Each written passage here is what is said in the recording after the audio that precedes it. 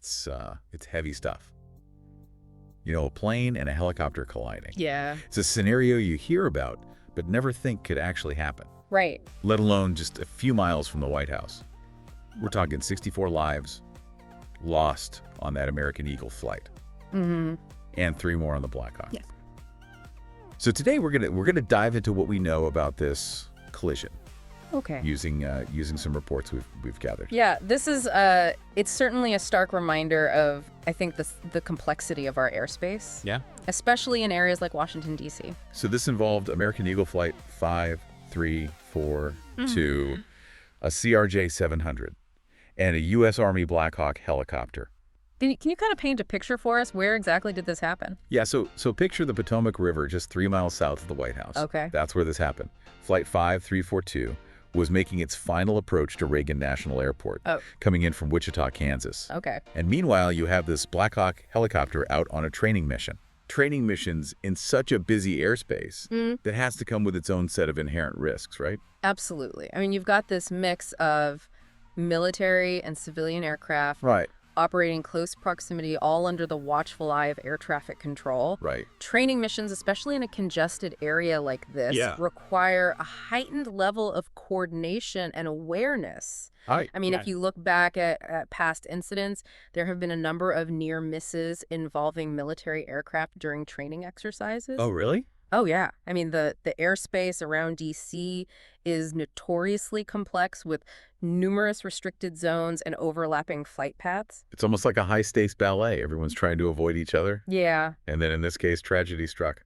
Yeah, it appears that the Black Hawk entered the flight path of the CRJ700. During its descent, this initial understanding comes from preliminary data. Got it. But we'll have a clearer picture as the investigation unfolds. Speaking of the investigation, I know the NTSB is leading the charge. What can you tell us about their process? What are they looking at specifically? It's like piecing together a giant, complex jigsaw puzzle. Wow. They've already recovered the flight data recorder and the cockpit voice recorder from the CRJ700. Okay. Those black boxes are going to be absolutely crucial in understanding the final moments of the flight, what the pilots were doing, how the aircraft systems were performing. Right.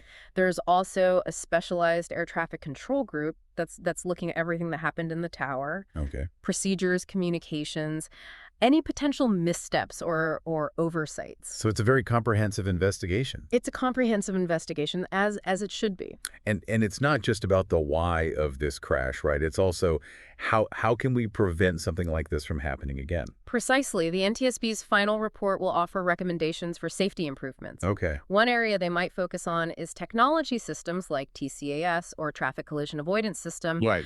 Already exists to alert pilots to potential conflicts. However, they rely on both aircraft having the system, which isn't always the case.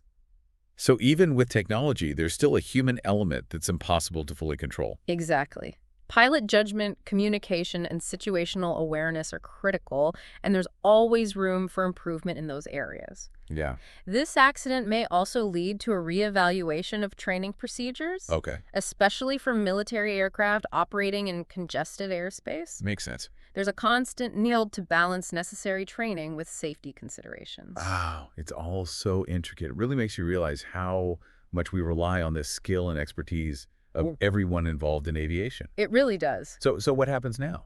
Well, the investigation itself is a long process. I imagine. Recovery efforts are ongoing, with teams working to retrieve victims' remains and aircraft debris from the Potomac River. Right. The NTSB will release a preliminary report within 30 days, which will give us some initial insights. Okay. But the full investigation determining the probable cause, Right. that's going to take time, potentially months or even years. Hopefully those findings will lead to changes that prevent future tragedies.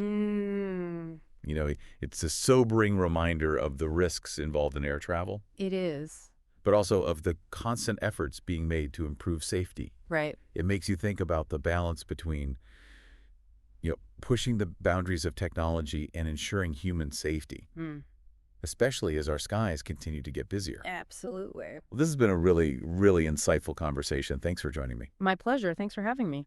And for everyone listening, we'll continue to follow this story and bring you updates as they become available.